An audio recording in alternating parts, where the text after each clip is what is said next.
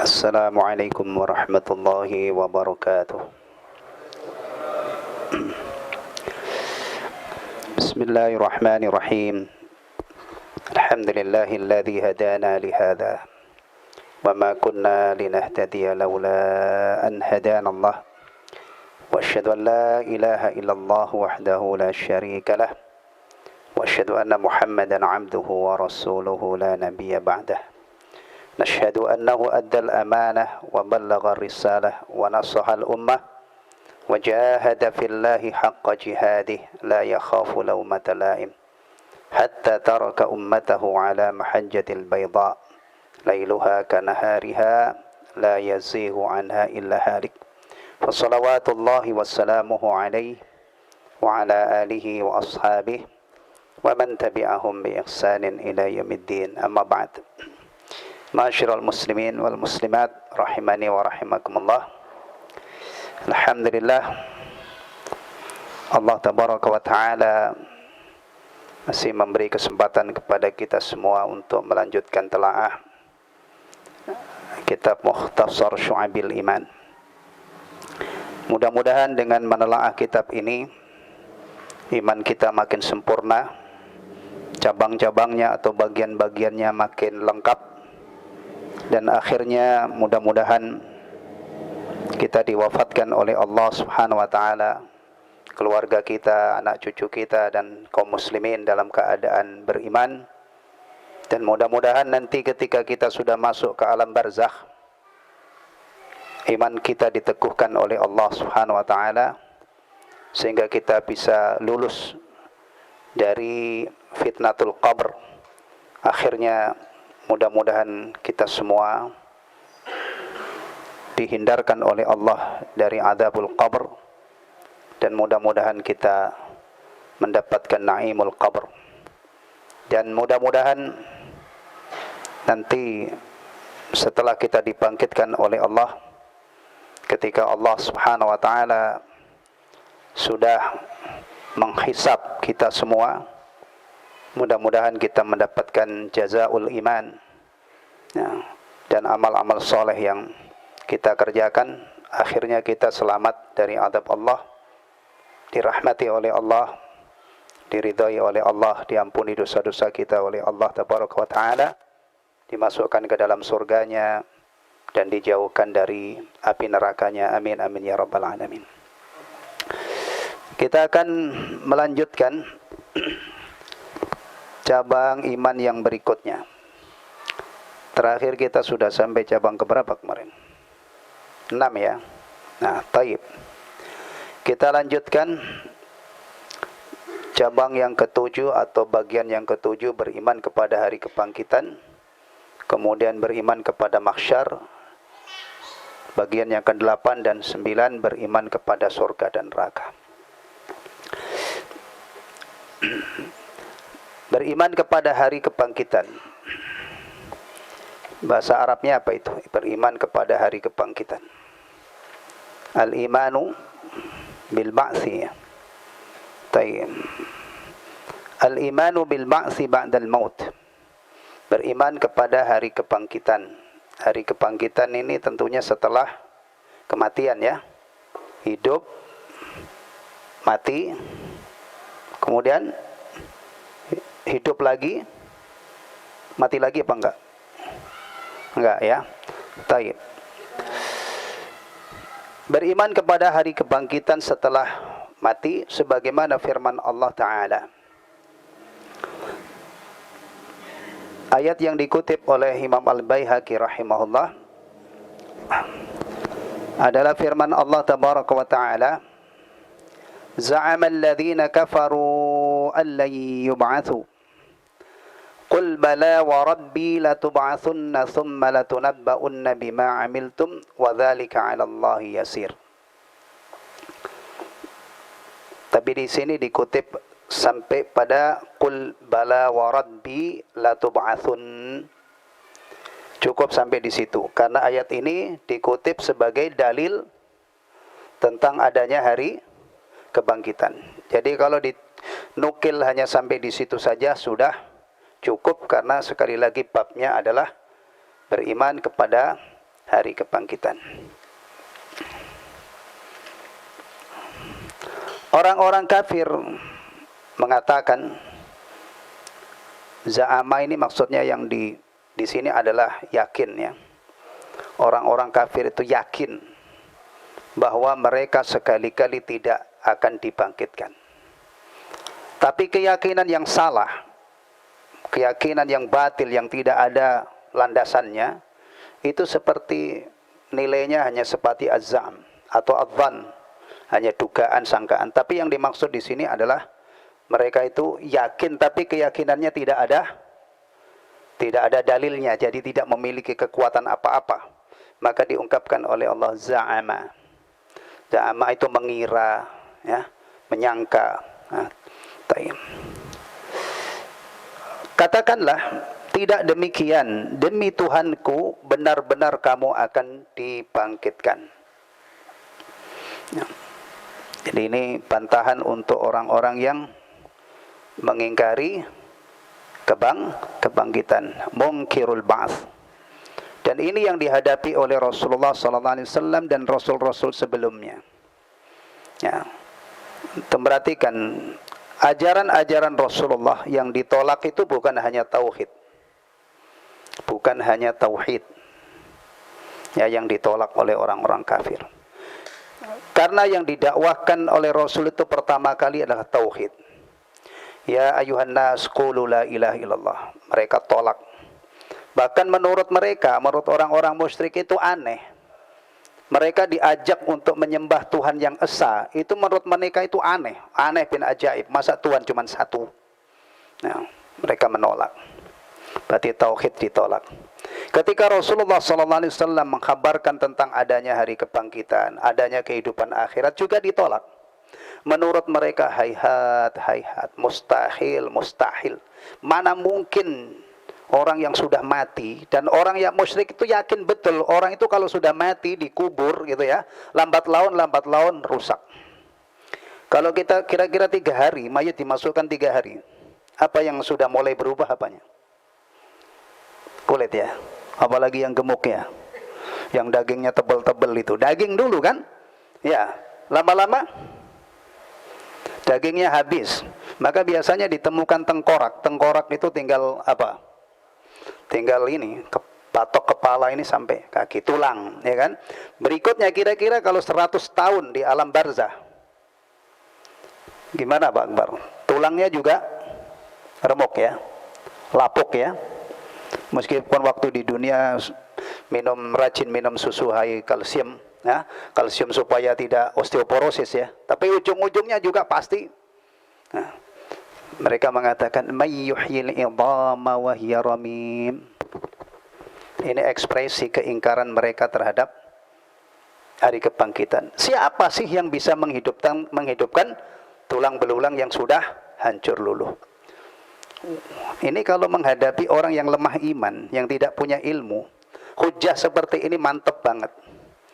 Iya ya, masa iya bisa hidup? Tapi kalau ketemu orang yang Masya Allah biasa tadabbur ayat-ayat Al-Quran, imannya kokoh, ya, untuk melumpuhkan orang angkuh seperti ini gampang.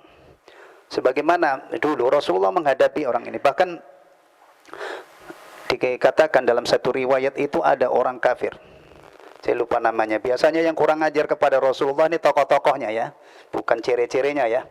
Dia membawa tulang yang sudah lapuk diremas-remas. Setelah hancur ditaburkan di hadapan Rasulullah. Apakah kamu mengatakan kalau sudah begini ini bisa hidup kembali? May yuhyil idhama wa hiya ramim. Antum hafal enggak lanjutannya? Siapa yang hafal surah Yasin? Enggak hafal? Oh, berarti enggak sering yasinan. Ya, hasil orang yang biasa yasinan itu 10 tahun rutin yasinan, biasanya gitu ya. Itu apa? Hafal surah Yasin tanpa harus menghafal gitu ya. Kan banyak itu kita-kita yang dulu rajin begitu, kemudian belakangan ya rajin khatam Quran, bukan rajin yasinan gitu kan. Lanjutannya apa? Kalau kita hafal lanjutannya, ini bantahannya ada di ayat yang berikutnya.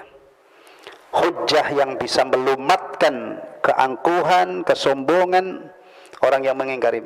Qul yuhyihalladzi ansha'aha awwala marrah. Katakanlah Muhammad, yang akan menghidupkan kembali adalah yang dulu menciptakan kali yang pertama. Makanya kalau membaca hari kebangkitan itu jangan dipotong ya, jangan dipotong ujungnya atau akhirnya. Ya, kalau kita katakan manusia akan hidup kembali sesudah mati, ya, itu bisa saja disangkal, mana mungkin gitu kan. Tapi cara mengajarkannya dan cara membaca perjalanan ini harus dari awal. Manusia ada di dunia ini diciptakan oleh Allah dari nutfah. Ya, Allah yang menciptakan semua manusia yang bertebaran di muka bumi. Bahkan yang ateis itu yang tidak percaya dengan adanya Allah, itu pun Allah yang menciptakan. Ya, Allah yang menghidupkan, Allah yang mematikan, dan Allah nanti yang menghidupkan kembali. Apa susahnya? Kan kita yakin sifat Allah subhanahu wa ta'ala itu kan maha sempurna. Kalau zaman dulu dia maha kuasa, bisa menciptakan manusia dari nutfah, maka nanti sampai kapanpun sifat maha kuasa itu tidak pernah berkurang. Maka agama ini saling terkait satu dengan yang lain. Kita berbicara tentang kebangkitan, itu garansinya adalah kemahakuasaan Allah subhanahu wa ta'ala. Dirunut dari awal, Allah yang menciptakan manusia, yang menghidupkan, mematikan, dan Allah nanti yang akan membangkitkan. Maka untuk melawan orang ini, qul yuhyiha alladhi ansha'aha awwala marrah. Bahkan kalau disimpulkan dengan akal kita ini, akal yang disinari Quran ya, bukan akal yang keruh, yang butek ya, menghidupkan kembali itu bagi Allah lebih mudah daripada menciptakan kali yang pertama ya. Baik, ayat yang berikutnya, qulillahu yuhyikum thumma yumitukum thumma yajma'ukum ila yaumil qiyamati la raiba fih. Katakanlah nih, Allah lah yang menghidupkan kamu, kemudian Dia mematikan kamu, setelah itu mengumpulkan kamu pada hari kiamat yang tidak ada keraguan padanya. Ya, tadi sudah saya ulas selaras dengan ayat ini. Baca dari awal. Manusia diciptakan oleh Allah, dihidupkan oleh Allah. Sepanjang Allah menghendaki hidup, pasti hidup. Sepanjang Allah sudah menghendaki mati, pasti mati. Cuman kita sering lengah masalah ini. Kadang-kadang orang itu kalau badannya sehat gitu, menganggap seakan-akan dia mengatur kematiannya. Ya, wah, saya masih muda, sehat, masih lama, puas-puasin gitu kan. Apalagi setan kan itu ya bisikannya ya, masih muda, beragama nggak usah serius-serius banget. Bahkan sudah ada orang yang mengatakan belajar agama tidak usah dalam-dalam banget. Ya, udah nggak usah diperpanjang, antum yang tahu siapa yang ngomong sudah tahu, tapi nggak usah saya sebutkan. Ada yang ngomong itu kan. Taib. Masya Allah. Dah. Ini kita yang sepanjang Allah menghidupkan kita pasti hidup. Sepanjang Allah mematikan kita, mati pasti mati, siapapun orangnya. Orang-orang muda mungkin nggak mati. Mungkin nggak. Jangankan muda, balita baru lahir. Tapi kadang-kadang ada juga orang itu dikembalikan oleh Allah sampai kayak bayi lagi. Wa man nu'ammirhu nunakkisu fil khalq. Ya. Kalau kita membaca kehidupan itu, kita cocokkan dengan Al-Quran itu, subhanallah, kita akan mengatakan sadaqallah, sadaqallah, sadaqallah. Setelah kita tahu bukti kebenaran Al-Quran itu secara telak, kita dengan sepenuh hati mengakui bahwa firman Allah subhanahu wa ta'ala itu benar. Kalau dalam kondisi seperti ini kita membaca sadaqallahul azim tidak apa-apa. Dalam kondisi kita terkagum-kagum dengan bukti kebenaran ayat, kemudian kita ini.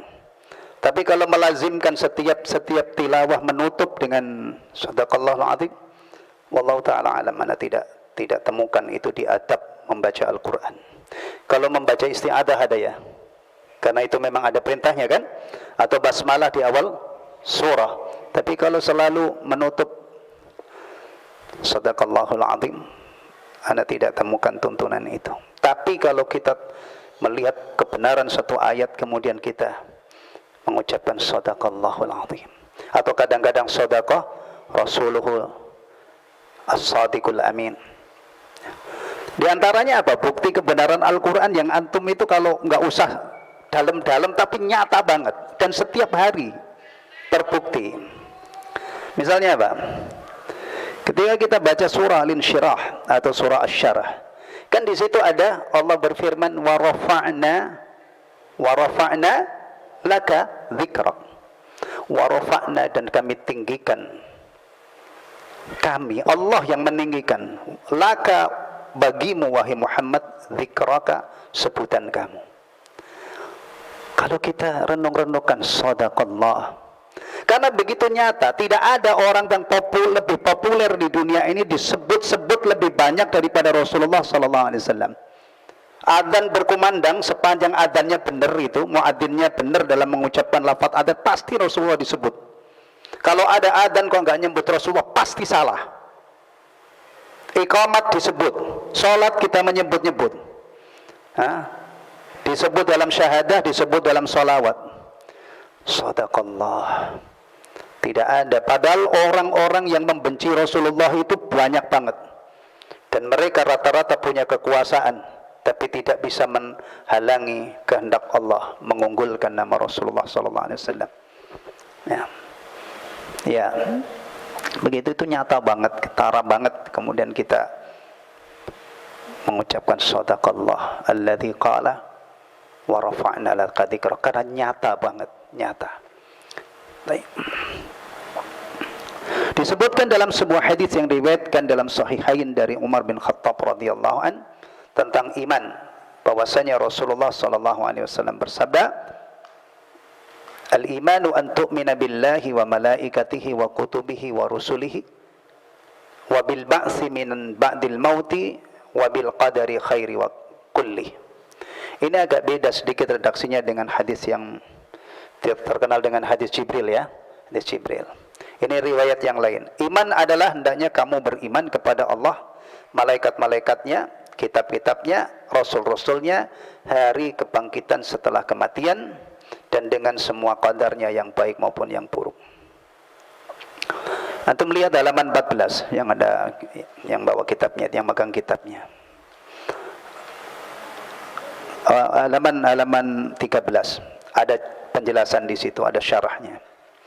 Beriman kepada hari akhir adalah membenarkan datangnya hari kiamat. Hari itu adalah akhir dari hari-hari yang bergulir di dunia ini. Kenapa dinamakan hari akhir? Karena perguliran waktu pada saat itu sudah tidak seperti sekarang ini. Kalau sekarang sehari berapa jam? 24 jam, Senin, Selasa, Rabu, Kamis, dan seterusnya, berulang setiap pekan. Nah, nanti sudah tidak ada hari seperti ini. Akan menyaksikan kebenaran adanya alam kubur. Kedua malaikat mengujinya, kenikmatan atau adab yang didapat di dalamnya.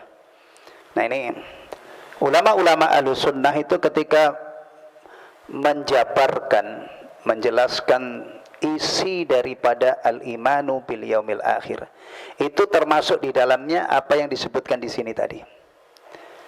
Ahwal barzakhiyah, keadaan di alam barzah, itu dibahas oleh para ulama, dimasukkan ke dalam bab ini. Maka nanti kalau antum nyari masalah barzah, itu adanya di bab ini, ya. Adanya alam kubur, kemudian malaikat yang mengujinya. Ya, antum sudah siap-siap kan untuk menghadapi ujian ini? Sudah kan? Sudah mengkaji kitab Al-Usulus Tsalatsa kan? Atau Salasatul Usul? Udah selesai belum? Belum. Kaji itu kayak bimbel kita mau menghadapi ujian di dunia ini. Anak-anak kita itu kalau mau ujian, biasanya kalau dirasa bekal dari sekolah itu kurang apa? Kurang mantap gitu ya. Biasanya itu enggak segan-segan kita keluarkan biaya tambahan untuk ikut bimbel. Dan itu mahal, itu bisa, ya, dengan harapan bekalnya itu cukup untuk menghadapi ujian itu, akhirnya lulus. Ya, itu enggak apa-apa, tapi jangan Jangan hanya fokusnya itu lulus ujian di dunia ini. Kalau kita bicara ujian, itu ada alam barzakh. Ya, malaikat mungkar wa nakir pengujinya. Materi ujiannya juga sudah dibocorkan oleh Rasulullah SAW. Maka Syekh Muhammad bin Abdul Wahab rahimahullah wa jazahullah khairan menulis buku Thalathatul Usul. Mengenal Allah, mengenal Islam. Sudah sampai mana mantum? Mengenal Rasul Muhammad SAW. Hitung-hitung ini kalau dikaitkan dengan yang kita baca ini adalah persiapan menghadapi ujian di alam barzakh. Kalau kita mengenal Allah dengan benar, kemudian kita tunaikan hak-hak Allah, dan di antara hak Allah itu adalah ditauhidkan, diesakan oleh hambanya. Ya, kita mengenal Islam, kemudian kita terapkan dalam hidup kita ini sebagai pedoman hidup. Kita mengenal Rasulullah SAW dan kita tunaikan hak-hak beliau. Ya, di antara hak beliau itu ditaati, dicintai melebihi semua orang, bahkan melebihi diri kita sendiri, dimuliakan dan seterusnya. Kalau ini kita lakukan, insya Allah di saat kita ketemu malaikat yang menguji kita, mudah-mudahan gitu ya, iman kita diteguhkan, bisa jawab dengan lancar. Ya. Tapi sudah dijelaskan oleh Rasulullah, bahkan sudah dijelaskan materi pertanyaan, tapi kadang-kadang umat Islam ini malas untuk menyiapkan diri supaya bisa selamat di alam barzakh dan berikutnya selamat di akhiratnya. Pahala atas amal soleh atau adab pedih yang ia dapatkan dari perbuatan jahatnya. Hari pembalasan, hisab, sirat, surga, neraka, dan lain sebagainya, seperti yang tersirat dalam Al-Quran dan Sunnah Rasulullah SAW. Kalau kita menyimak penjelasan ini, berarti cakupan iman kepada hari akhir itu luas banget. Berawal dari tadi alam barzakh sampai klimaknya adalah surga dan neraka. Dan di antara ini banyak ada apa yang disebutkan di sini tadi, sirat atau hisab ini bahasa Arab ya, diadaptasi. Nah, ini kalau orang yang nggak paham baca apalagi hisab diapain? Kayak lintah ngisap darah gitu. Nah, hisab itu apa kalau di ini kadang-kadang orang yang pentingnya kita bisa menjelaskan kata-kata yang kadang-kadang itu tidak dipahami banyak orang. Ya.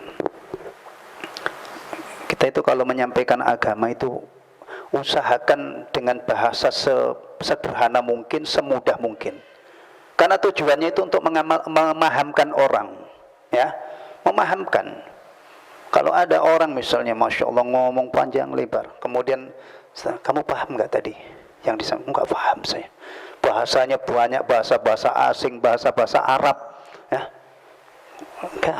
Bikin agama ini mudah difahami.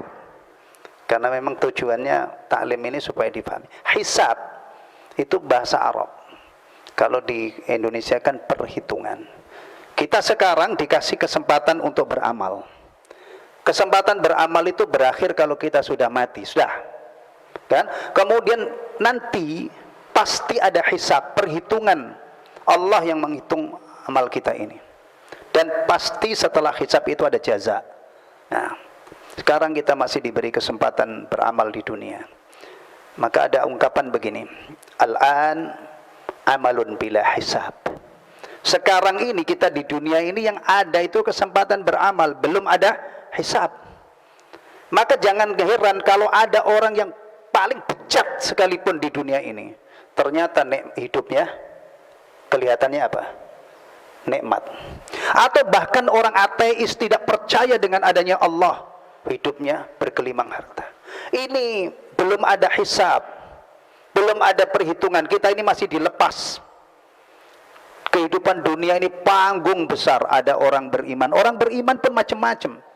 Kadar ketaatannya kepada Allah pasti beda-beda. Yang jelas atqan nas wa a'badun nas, orang yang paling bertakwa, orang yang paling sukses ibadahnya Rasulullah SAW. Tidak ada yang menandingi beliau. Ya, hatta di kalangan para anbiya, beliau sayyidul anbiya wal mursalin. Orang mukmin, orang beragama Islam macam-macam kan. Ada yang cuma sholat itu 5 waktu aja. Dia tidak minat sholat qabliyah ba'diyah 12 rakaat. Salat sunnah muakkadah yang balasannya itu rumah di surga. Ada yang rajin salat tapi cuman salat fardu aja, pelit dengan salat sunnah.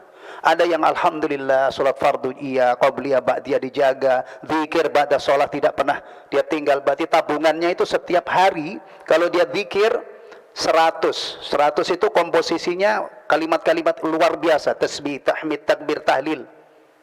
Kalau setiap salat 100, sehari 500. Kalau dikasih kesempatan oleh Allah 20 tahun, mungkin ya 20 tahun ya, bahkan 50 tahun mungkin dia istiqamah menjaga sholat 5 waktu, menjaga sholat sunnah qabliyah ba'diyah, menjaga zikir pada sholat. Subhanallah. Dan itu kita yakin semua tercatat di dalam catatan amalnya, baru dari jalur sholat saja. Tapi bayangkan kalau orang itu enggak sholat. Kalau orang itu enggak sholat, antum bayangkan muslim enggak sholat, dahsyat pengaruhnya ya. Kalau sholat disia-siakan, maka selain sholat itu akan sangat potensi dia lebih sia-siakan. Makanya sahabat itu dulu punya ilmu yang istimewa tentang sholat. Tidak ada amal yang ibadah yang meninggalkannya menyebabkan kafir kecuali sholat. Ya. Ada yang punya prinsip. Umar bin Khattab radhiyallahu anhu mengatakan kalau orang muslim itu sudah tidak sholat, sudah tidak. Nah, ya sudah tidak ada apa-apanya. Ya. Ya. Taib. Itu kalau kita ambil contoh satu ya. Baik, hisab. Sekarang kita masih di dunia, tapi sudah dikhabari oleh Allah, inna ilaina iyabahum thumma inna alaina hisabahum. Itu kalau hari Jumat ya, ibadah mingguan ini, kalau seandainya imamnya itu sering-sering membaca Al-A'la dengan Al-Ghasyiyah, dan kita faham apa yang surah yang dibaca oleh imam, seandainya tidak ada khutbah panjang lebar, tapi kita tadabbur itu, pulang itu ingat dunia itu, akhirat itu khairu wa abqa. Kemudian kita ingat surah Al-Ghasyiyah, ada hari kiamat, sampai puncaknya terakhir itu adalah sesungguhnya kewajiban kamilah menghisap mereka. Itu kalau hanya dari ayat-ayat ini, kalau seandainya kita tadabburi, pulang itu iman kita bertambah. Di mata kita itu ingat akhirat itu lebih baik, diunggulkan oleh Allah dua sifat, lebih kekal dan lebih baik. Insya Allah dunia ini tidak terlalu berharga di mata kita. Tapi masalahnya itu, meskipun kadang-kadang imamnya sudah benar menjalankan sunnah ya, atau mengikuti Rasulullah membaca Al-A'la dan Ghasyiyah, tapi masalahnya itu di kita tidak paham ya. Bahkan mungkin kadang-kadang kalau dibacakan surah itu ada yang kesel itu yang nggak suka, waduh ini terlalu panjang, kenapa nggak baca qul huwallahu ahad atau padahal itu mengandung makna yang luar biasa. Maka jangan malu-maluin ya, orang Islam habis Jumatan masuk ke kantornya korupsi loh, padahal dia baru dengar ayat yang mengatakan akhirat itu lebih baik daripada dunia, akhirat itu lebih kekal daripada dunia. Yang lebih lucu lagi, baru keluar Jumatan ada sendal bagus, bukan sendalnya diambil. Lucu itu, kemana itu tadi?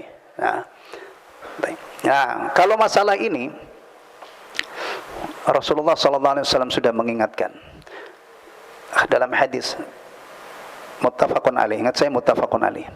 Ma minkum min ahadin illa sayukallimuhu rabbuh. Laisa bainahu wa bainahu turjuman. Tidak ada seorang pun di antara kamu melainkan pasti nanti akan diajak bicara oleh Allah. Tidak ada penerjemah antara dia dengan Allah. Ini nanti pada yaumul hisab. Ya. Fayanduru aymana minhu fala yara illa man qaddam. Fala yara illa ma qaddam. Maka hamba ini di hadapan Allah, dia noleh ke sebelah kanan, dia tidak melihat kecuali amal-amalnya yang dia kerjakan. Wa yanduru as'ama minhu fala yara illa ma qaddam. Dia melihat ke sebelah kiri, tidak melihat kecuali tumpukan amal-amal yang dia, keburukan yang dia lakukan. Dia melihat ke depan, persis neraka itu ada di hadapannya. Fattaqun nar walau bisyikki tamrah. Tangkallah jagalah diri kalian dari api neraka meskipun hanya sedekah separuh butir kurma. Separuh butir kurma. Yang menurut kita itu kalau ada orang bersedekah ini mungkin diketawain ya. Ya, separuh apa itu? Itu kan masih ada alternatif lain. Faman lam yajid fa bi kalimatin thayyibah. Kalau kamu tidak menemukan separuh butir kurma yang bisa kamu sedekahkan untuk menangkal dirimu dari api neraka, masih ada alternatif lain. Dengan kata-kata yang bagus. Syekh Ibnu Utsaimin itu menjelaskan kalimat thayyibah itu, ya, ada thayyibah lidzatiha. Seperti tasbih, tahmid, ya, tahlil, kalimat-kalimat thayyibah. Lihat, ada thayyibah li ghayatiha. Bagus ditilik dari tujuan kita mengucapkan kalimat itu. Kita berbicara kepada orang tua kita dengan kata-kata yang bagus supaya dia ridha. Kita ketemu muslim, kita ucapkan kata-kata yang bagus untuk menghormati dia, memuliakan kita. Itu juga kalimat yang bagus. Masya Allah, berarti ini kesempatannya luar biasa luasnya. Antum tertasbih, tahmid, zikir, istighfar, salawat, tasnabi, tilawatul Quran, ya. Ini adalah kalimat-kalimat thayyibah unggulan. Kemudian kalau kita ngomong dengan orang lain, ngomong yang bagus untuk menyenangkan hati orang itu. Ada satu cabang kebaikan yang menurut saya itu belum populer. Ada nggak orang Islam yang tidak tahu kalau bangun masjid itu cabang kebaikan? Ada nggak? Rata-rata orang Islam ini ada nggak yang nggak tahu kalau bangun masjid itu adalah salah satu cabang kebaikan? Kayaknya nggak ada ya, semua tahu. Balasannya adalah rumah di surga. Kenapa? Karena biasanya panitia-panitia pembangunan masjid itu ngocok-ngocokin, itu motivasi orang Islam supaya mau berinfak, diiming-imingin, bukan diiming-imingin ya, diingatkan tentang janji Allah, melalui lisan Rasulnya as-sadiqul masduq, ya, bahwa man bana masjidan lillahi, banallahu lahu baitan fil jannah. Ada nggak kira-kira orang Islam itu yang nggak ngerti bahwa berbuat baik kepada anak yatim, mengurus anak yatim, atau setidak-tidaknya ya memberi bantuan kepada anak yatim itu cabang kebaikan? Ada nggak kira-kira yang tidak tahu?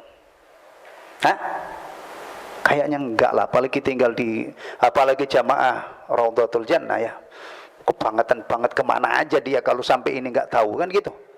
Tapi kalau disebutkan menggembirakan orang sesama muslim, itu khalus surur namanya, bahasa Arabnya itu memasukkan kegembiraan ke dalam hati sebagai salah satu cabang kebaikan. Ini belum populer. Maka kadang-kadang ada muslim bertemu itu nggak minat untuk menyapa saudaranya, assalamualaikum, bagaimana kabarmu? Ya. Kita hidupkan ini, jangan hanya masjid, jangan hanya yatim, dengan sesama muslim kita bisa bermitra dengan dia, kita masukkan kegembiraan ke dalam hatinya. Kegembiraan itu bertingkat-tingkat, kadang-kadang disenyumin, diperlakukan dengan baik, disalami itu sudah senang. Tapi kadang-kadang bisa lebih dari itu. Ketemunya siang-siang pas makan malam, makan siang ya. Assalamualaikum. Kamu belum makan kan? Ayo makan. Nggak usah ditanya kamu makan atau belum. Kalau orang dermawan itu ditanya kamu belum makan ya. Ayo.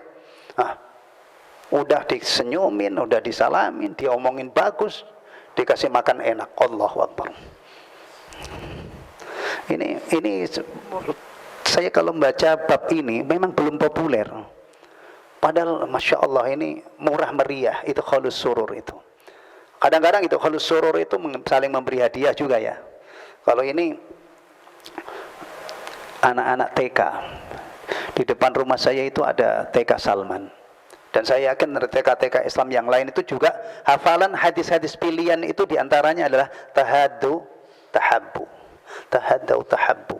Saling memberi hadiah, maka kalian akan saling mencintai, saling memberi hadiah. Ya. Begini ini kalau kita ada niat ya, ada niat untuk mengamalkan sunnah ini, itu Masya Allah, momennya itu banyak sekali. Jangan hadiah ulang tahun atau apa, kita nggak kenal ulang tahun kan, hadiah-hadiah di momen yang lain. Mungkin kita pergi ke suatu tempat, di sana ada makanan enak gitu ya, makanan khasnya suatu daerah, kemudian kita beli, kita hadiahkan ke tetangga-tetangga, atau kita bagi dengan orang-orang miskin. Itu kan juga menyenangkan hati orang. Kadang-kadang, tapi minimal itu dengan senyum, Maka kalau ada orang Islam nggak ramah itu gimana? Sementara Imam Hasan Al-Basri rahimahullah mendefinisikan akhlak itu pertama adalah basyasyatul wajah. Wajah yang sumringah, yang cerah ceria, yang ramah, yang hangat. Badlun nada, gemar melakukan kebaikan untuk orang lain. Wakaful adha, dan menahan diri dari berbuat mengganggu dan menyakiti orang lain. Dan kalau kita bicara ahlus sunnah lebih spesifik, ahlus sunnah itu adalah arhamun nas bin nas. Manusia yang paling sayang kepada orang lain itu ahlus sunnah. Maka kalau ada orang mengaku ahlus sunnah itu Masya Allah nggak ada sayangnya. Dan sayang itu kadang-kadang hal-hal kecil-kecil. Di kitab Adabul Mufrad, hadis tentang kasih sayang itu banyak. Di antaranya apa? Menyayangi, kalau menyayangi cucu, menyayangi anak itu antum apain? Antum apain? Yang kecil-kecil itu, yang masih kecil-kecil itu antum apain? Cium. Rahmah itu, kasih sayang itu kalau kaitannya dengan anak kecil, cium. Antum pernah nggak mencium anaknya? Satu saat Rasulullah mencium Hasan radhiyallahu an. Di situ ada Al-Aqra' bin Habis radhiyallahu an. Aqra' bin Habis radhiyallahu an terheran-heran melihat Rasulullah sallallahu alaihi wasallam mencium cucunya. Apa kata Aqra' bin Habis? Ya Rasulullah, saya punya anak 10, enggak pernah ada yang saya cium. Antum kayak Aqra' bin Habis? Na'udzubillah. Ini orang Badui ini, ya. Jadi mari teman-teman, sunnah itu kita hidupkan sampai ke detail-detail begini nih, ramah, murah senyum, assalamualaikum, kaifa haluk. Ya. Antum kalau belajar bahasa Arab, kaifa haluk ya. Masmuk. Itu kan yang awal-awal. Kalau masih itu masih gampang Pak Akbar ya. Masih semangat 60 itu. Kaifa haluk, alhamdulillah bi khair, masmuk ana Ahmad, hal anta Bagistani, la anta ana Indonesi gitu ya. Kalau masih itu semangat, tapi nanti kalau belakangan lebih sulit lagi 60 tinggal berapa? Hah? Saya tanya itu ustadz-ustadz yang ngajar bahasa Arab itu awalnya mau semangat banget, nanti belakangnya menyusut. Nih, tinggal. Iya. Nah, ini nih renungkan ya. Itu bukti kebenaran firman Allah. Laqad ja'akum rasulun min anfusikum azizun 'alaihi ma anittum harisun 'alaikum. Harisun 'alaikum. Rasulullah itu sangat bersemangat supaya kita ini selamat, supaya kita ini bahagia. Sampai ditunjukkan separuh butir kurma itu kalau kamu sedekahkan bisa menangkal azab Allah. Kalau di mata kita mana mungkin. Ada lagi kasus Aisyah Ummul Mukminin radhiyallahu anha. Satu saat ada orang minta, cuma dikasih 3 butir anggur ya, satu dibagikan anaknya, anaknya 2, orang yang minta ini dikasih satu-satu, yang satu dipegang oleh ibunya. Satu saat anaknya pada ini kurang puas dikasih satu-satu, akhirnya dibagikan ke anaknya lagi. Aisyah itu pernah ada orang minta, saking yang ada cuman itu 3 butir anggur. Sementara kita itu kadang-kadang Masya Allah di rumah kita itu makanan kadang-kadang nih, bayangin kulkas antum itu di rumah ada apanya. Ya, ini semangat untuk pesingin selamat dari api neraka itu salah satu jalannya adalah sedekah. Ya. Maka kalau kita ingat hisab, seharusnya ya akidah kita tentang hisab itu memacu kita untuk menekuni kebaikan sekecil apapun. Ada sirat.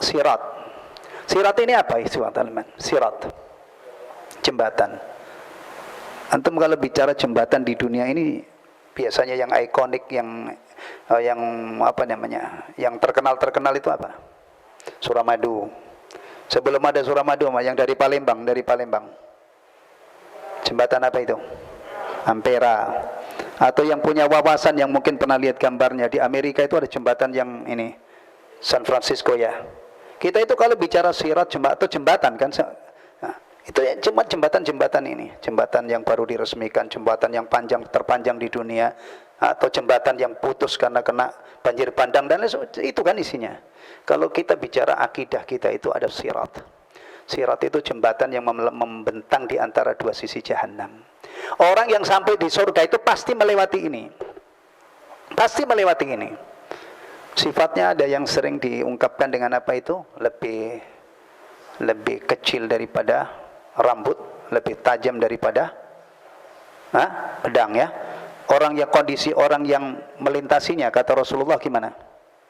Ada yang secepat kilat, kalbarkil khatif. Sebentar sudah sampai, selamat.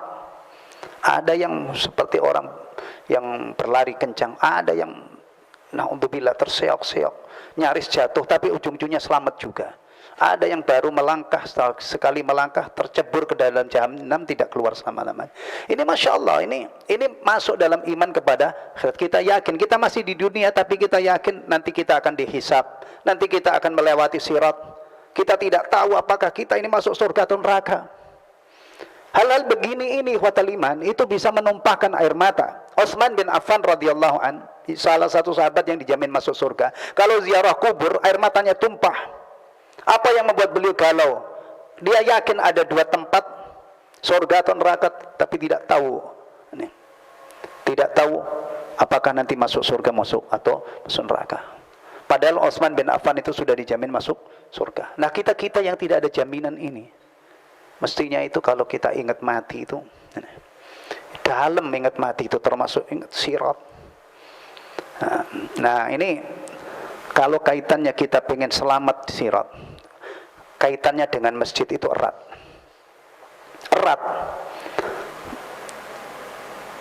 Di Fiqh Sunnah, ketika tengah membahas tentang keutamaan masjid, Said Sabiq rahimahullah menukil hadis, Al-masjidu baitu kulli taqiyyin. Al-masjidu baitu kulli taqiyyin. Masjid itu adalah rumah setiap orang yang bertakwa. Jadi kalau kita uraikan secara bebas, ya, bahasanya bisa dinarasikan seperti ini. Kamu jangan ngaku takwa kalau belum rajin ke masjid. Masjid itu di dalam sabda lain, di dalam hadis yang lain dinyatakan oleh Rasulullah, ahabbul biladi ilallahi masajiduha wa abghadul biladi ilallahi aswaquha. Negeri-negeri yang tempat di negeri-negeri yang paling dicintai oleh Allah adalah masjid-masjidnya, yang paling dibenci pasarnya. Makanya Rasulullah ngajarin salah seorang sahabat itu, hendaknya kamu itu kalau bisa jangan menjadi orang yang pertama kali masuk pasar dan yang terakhir kali keluar. Kalau di pasar itu betah banget, mulai buka sampai pasar tutup itu muter-muter aja belanja nggak selesai. Jangan. Di situ itu masalah sarangnya setan, kata Rasulullah. Tempatnya setan menancapkan Taib. Ini Masya Allah ya. Kemudian saya sempurnakan dulu 1 menit insya Allah. Waqad takaffalallahu liman kanal masjidu baitahu. Allah menjamin siapa saja yang telah menjadikan masjid sebagai rumahnya untuk ibadah kepada Allah, birrauhi, dengan ketenangan, warahmati, rahmat, wal jawazi ala sirat, ini kaitannya, dan bisa melewati sirat, titian, ila ridwanillah ilal jannah, menuju ridha Allah dan menuju surga. Jadi kalau antum pengen masuk surga, itu harus diawali dulu dari selamat melewati sirat. Nah, sirat punya hubungan erat dengan masjid ini. Alhamdulillah antum punya masjid, makmurkan. Kita berusaha menjadi hidup di dunia ini bagian dari orang-orang yang memakmurkan masjid. Mudah-mudahan salah satu yang dijanjikan oleh Allah ini bisa kita raih ketika melewati sirat, bisa selamat. Amin amin ya rabbal alamin. Wallahu ta'ala alam bissawab. 1 cabang ya, berarti nanti yang ini ke-8 untuk pertemuan yang akan datang insyaallah. Alhamdulillahilladzi bi ni'matihi tatimmus shalihat. Subhanakallahumma wa bihamdika asyhadu an la ilaha illa anta astaghfiruka wa atubu ilaik. Wassalamualaikum warahmatullahi wabarakatuh.